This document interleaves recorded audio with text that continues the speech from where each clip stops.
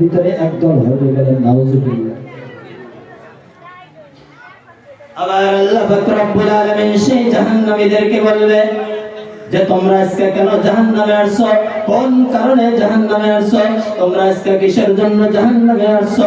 তোমাদের দুনিয়ার জিন্দেগিতে কোনোদিন তোমাদের মহল্লায়, তোমাদের অঞ্চলে, তোমাদের গ্রামে কোনোদিন তোমাকে কোনো দ্বীন ইসলামের কথা, কোরআন ও হাদিসের কথা, কোরআন ও মাসাইলের কথা, কোরআন ও মাসাইলের কথা, হাদিস তাফসীরের কথা, নামাজের কথা, যাকাতের কথা, সদকা খয়রাতের কথা, মানুষের সাথে ভালো ব্যবহারের কথা, আখলাকের কথা, এরকম কি কোনোদিন তোমাদের কানে কোনোদিন কি আসে নাই?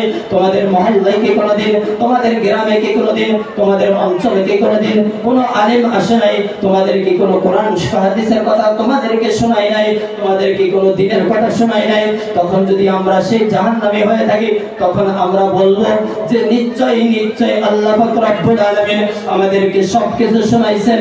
সেই আলিমরা, সেই বড় বড় মুফাসসিররা, সেই হক্কানি আলিমরা আমাদেরকে কোরআনের কথা শোনাইছেন, আমাদেরকে হাদিসের কথা শোনাইছেন। আমরা মনে করছি যে এগুলো তো তিনারা বানায়া কথা বলছে, এগুলো